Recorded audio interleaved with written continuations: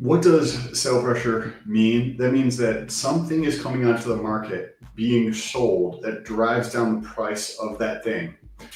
Bittensor's proposal from the validator model for emitting or choosing emissions to now a market-based has passed the vote, which means it's going to go live this month, the month of February 2025.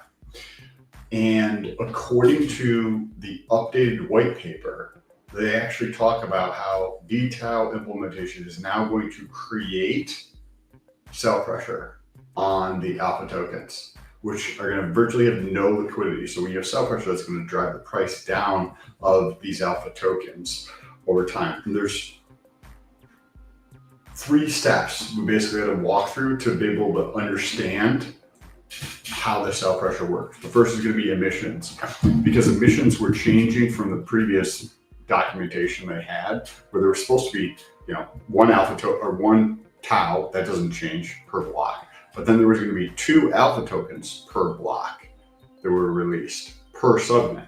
This has changed, so we've got to understand that. Then second, understand what happens to the root subnet, or like subnet 0, what happens to there, because you still can stake on the root subnet and earn rewards, but where are those rewards coming from effectively? And that leads us directly into how the implementation of DTAO actually creates sell pressure on the alpha tokens. So with that being said, if this is your first time here, what's good? My name is Sam, and for those of you who are returning, it is good to freaking see you. So let's first understand the emissions. So we already know tau is released 1 per block. I have some notes here that we've pulled up to talk about this. But effectively what happens when, there we go. Effectively what happens when you, the emissions are coming out of the system, they're going to be going this way. So the emissions from the chain are going to emit tau, and they're going to emit alpha tokens. And the alpha tokens are going to be split into 2 different buckets. Part of it's going to be injected into this is directly from their white paper, if anybody's curious, Bittensor.com, and you can just go to the DTAO white paper to pull this up. So there's going to be the alpha tokens that are going to be split into both of these. Now, what's injected into this pool, like the AMM pool, is not necessarily going to be a full token. It's going to be based upon the prices within there with a cap. So see if I pull it up in here. This formula here, right? So this is basically the change in the alpha token at that specific subnet is going to be equal to the minimum of their percentage of the tau emitted to that subnet divided by the sum of all the prices of the alpha tokens, or the maximum amount of alpha that could be emitted per block, which is 1, right? So that's effectively what's going to happen going into the liquidity pool to grow the liquidity pool over time. You're going to have tau going in, and you're going to have alpha going in. But the way the math works out, without getting into all the details, it effectively keeps the price of the alpha token constant. So if you're injecting liquidity into an AMM bot and you're putting it in on one side, then you're going to affect the prices, because an AMM bot is K equals Y, K equals X times Y. So if you're putting it on one side of it, then you automatically have to affect the other side of it. So by creating the math around this, that a proportion of alpha token is going to be emitted into these pools based upon the prices, allows you to effectively put in the amount of tau that is earned by each subnet. The equivalent amount of like alpha should be put in so that the price in terms of tau does not change.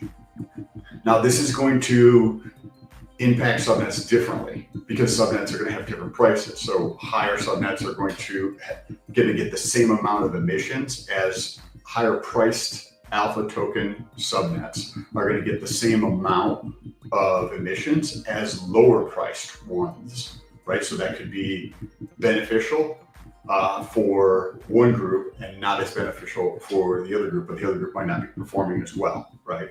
But this is the first step, is understanding how the emissions are changing before we get into the cell pressure.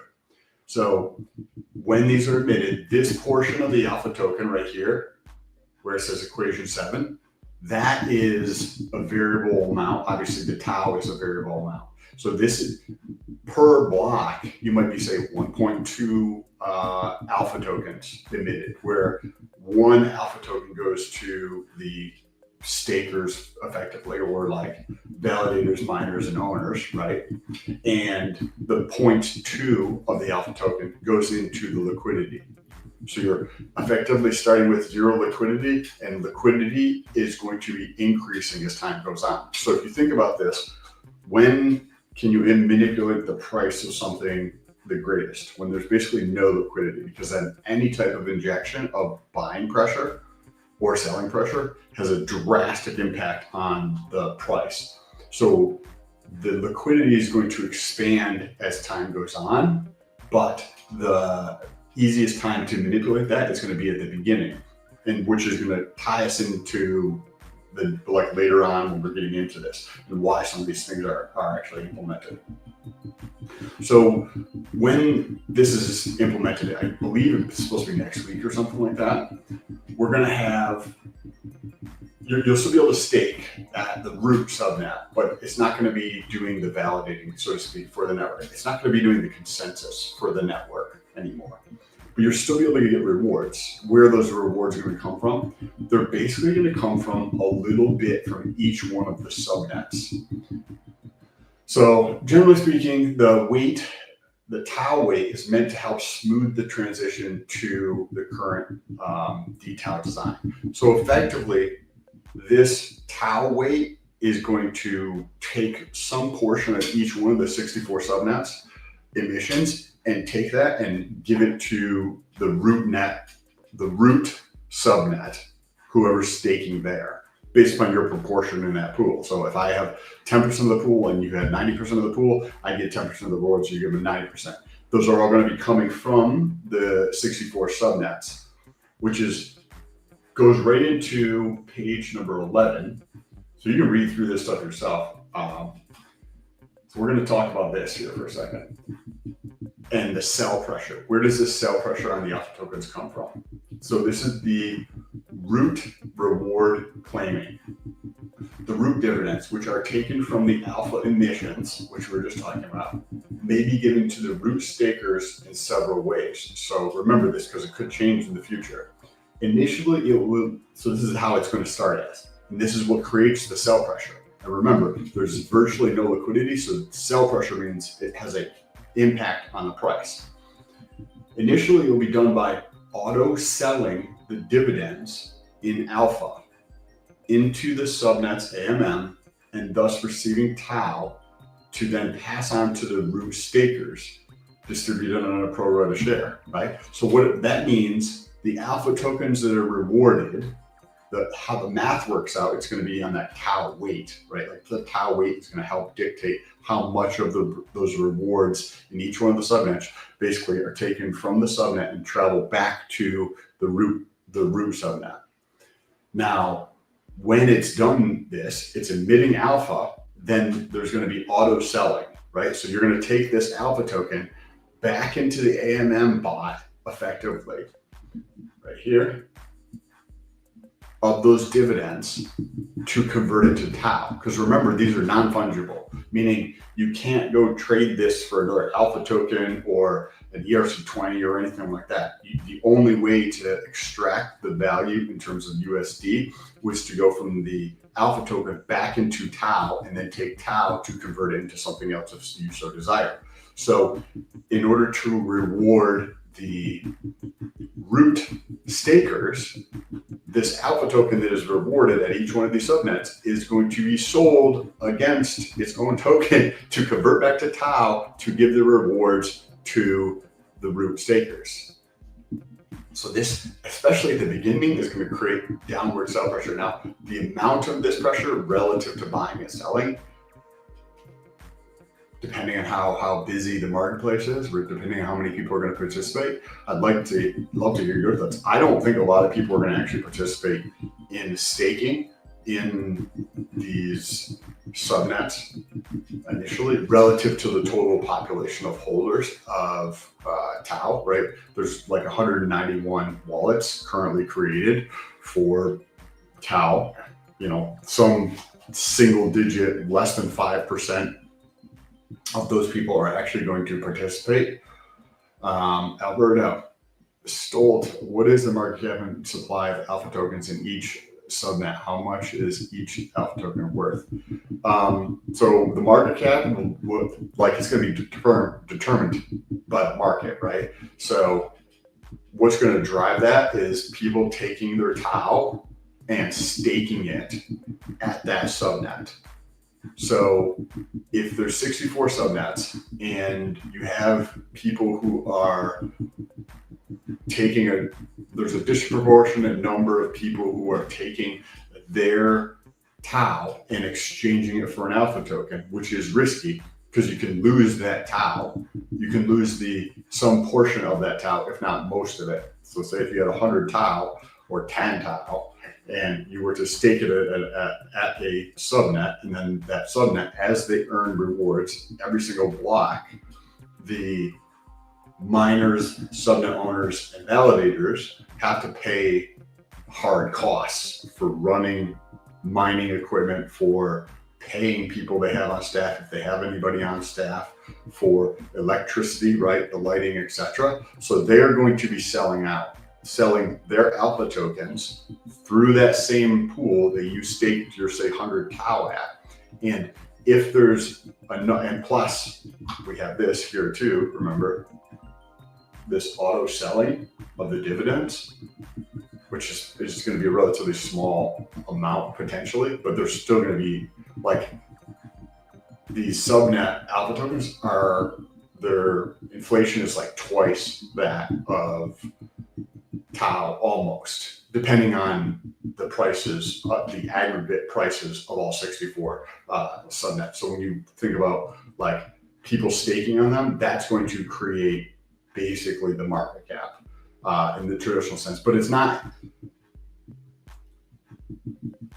I don't know if I'd say like market cap. In my mind, just thinking out loud here, that is I wouldn't say market cap is necessarily maybe a good measure, because there's no liquidity. The only way out of these things is to go through DTAO, right? To take your alpha and go back through DTAO. And if you're the last person, if something bad happens at a subnet and you're the last person to unstake, then that's where you staked 100 and now maybe you've got 20 DTAO in exchange, right? So you can definitely lose by staking into these things. Now, on the other hand, if you believe that a subnet is going to be around in the future, right? Like if you think that a subnet has longevity with it, then if there's any growth in this ecosystem, which you're probably only here if you think this ecosystem is going to grow, right? Like me, then presumably getting in early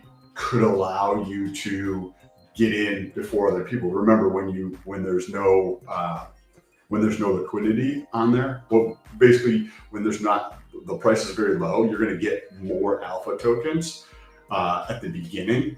So at some period in the future, if you believe this subnet's going to be around for a long period of time, then presumably there's going to be some percentage of people that are also going to come in after you. So if people come in after you, then they are basically pushing the price up, which then would allow you to sell yours out at, say, if you staked 100, you 100 DTAO, right, to get a certain amount of alpha tokens. And then after some period of time, additional people also stake more DTAO, and now the price has gone up. You could take your alpha tokens and sell them back out because other people have driven up the price, and you would go, say, from 100 alpha DTAO tokens to now maybe 120 or 200 DTAO tokens. I don't know what, depend on the ratio of how it actually changes. And then the interesting thing here too, if I guess this would, they don't say, but I guess this would be put up to a vote. I don't know if that was actually helpful at all, Alberto.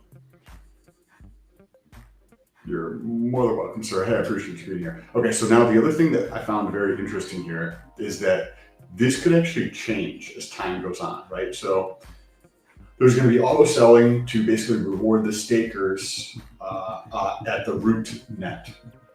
But let's just read through this. Look, initially it will be done by auto selling the dividends in alpha into the subnet AMM and thus receiving tau, i.e. sell pressure, right? Downward pressure on the alpha tokens, to then pass on to the root stakers, distributed on a pro rata share. However, this is super interesting. There may be a point when this is switched over to alternative system where alpha dividends are given directly to root stakers. So imagine staking at the root, and then what if you could earn 64 different alpha tokens by staking at the root net, right? That could be very compelling to people, because then what is one of the benefits of like having alpha tokens from a speculative standpoint? You could have alpha tokens that have a 10x while tau only has a 1x or 2x or something like that, right? So you have this speculative benefit of having these additional tokens on there. Now, if you earn tau rewards by staking at the root net, and then at some point in the future, those rewards, you still get some tau, but then a portion of those rewards are now in the form of alpha tokens. So say right now there's like 64 subnets. So if you're earning like a little tiny bit of each one of these alpha tokens, then you're effectively getting some of the upside potential for some of these tokens. Obviously, if there's 64, some of them are going to do really well, some of them are going to do really shitty. So I thought this was super interesting. So, however, there may be a point when this is switched over to an alternative system where alpha dividends are given directly to root stakers as alpha tokens. In this case, alpha dividends that are delivered to the root subnet accumulate and can be claimed at any point by users. Again, on a pro rata share, depending on how much tau they have hold. In this section, we look at a particular kind of efficient. So, I thought this was very interesting. The auto selling piece of it, and then the potential switch over to earning alpha tokens, because you could have one token tau and you actually earn 64 or potentially hundreds of other tokens in that process. Now remember, it's going to be basically just dust at the beginning. Like there's not going to be, these tokens are not going to be worth much. Now, one of the things I brought up in my other videos here that I took some notes on is by switching to this market-based emission schedule, what they claim in their white paper is that they're trying to solve a couple different problems here. The first is some validators will not validate on all subnets, and so they're going to have a bias, or could have a bias, to then allocate a higher weight to the subnets that they are actually validating on, and thus benefiting themselves directly, right? So if there's, say, 5 different subnets, and I'm only validating on 2 of those subnets, and I'm not on 3 of them, I'm gonna have an economic incentive, because that means I get more fucking money if I say subnet 1 and subnet 2 are better than subnet 3, 4, 5, because I make more money because I'm validating on those specific subnets, right? So they're trying to get rid of that problem. And then the revenue share agreements between subnet owners. So basically, if I own a subnet and you are a validator and I want to get ranked more so I make more money, I'll be like, hey bro, you rank me, my subnet higher, and I will give you a share of the increase of the tau rewards that I'm getting. So they're trying to get rid of this by switching to this market-based emissions schedule, right? But the issue that I see with this, which please be like, that's fucking wrong if you see differently, or I didn't share your thoughts, but by switching to a market-based system, you're effectively going from the validator system, which definitely has issues. I'm not saying it doesn't have issues, but now you're taking the emissions schedule and you're just placing it in the hands of whales. So in their white paper, they mentioned that they're trying to take it from like a few people dictating the emissions schedule. I don't remember exactly where it was in here.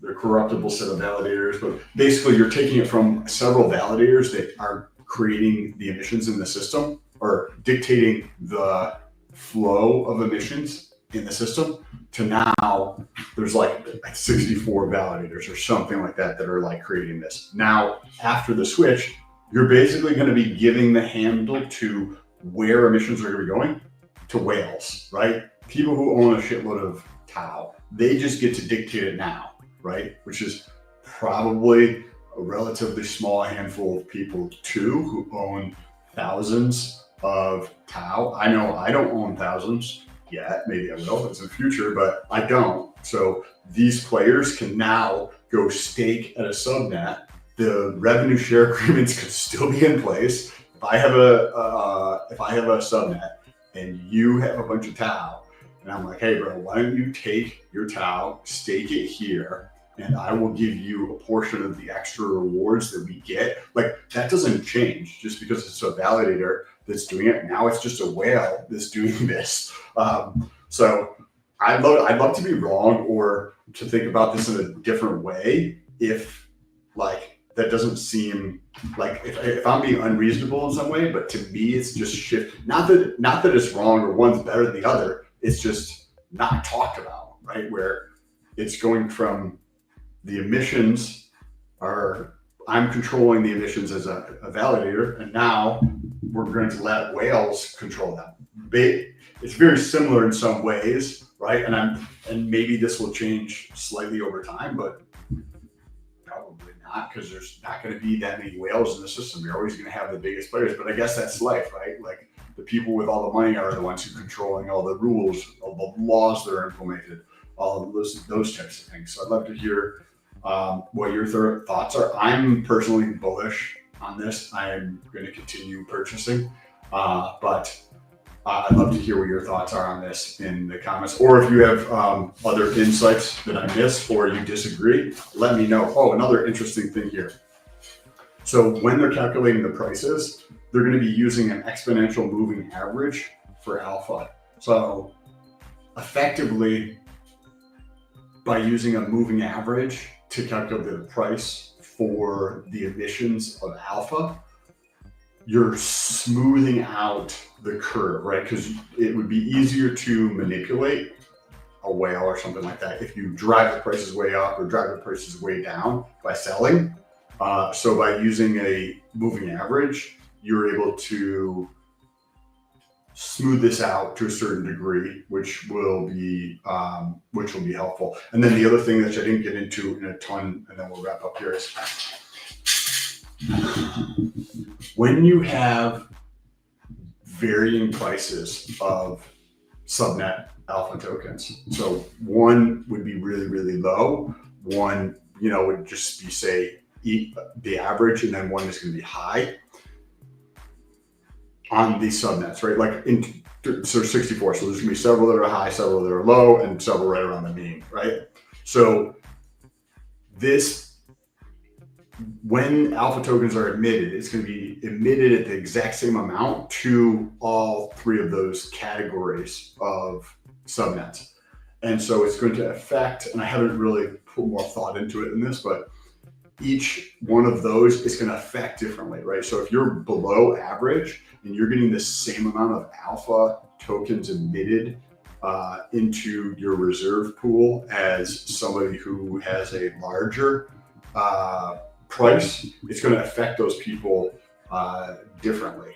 So I'd love to hear what your guys' thoughts on there. Alberto, thanks for stopping by. Kung Fu Tech, I appreciate you.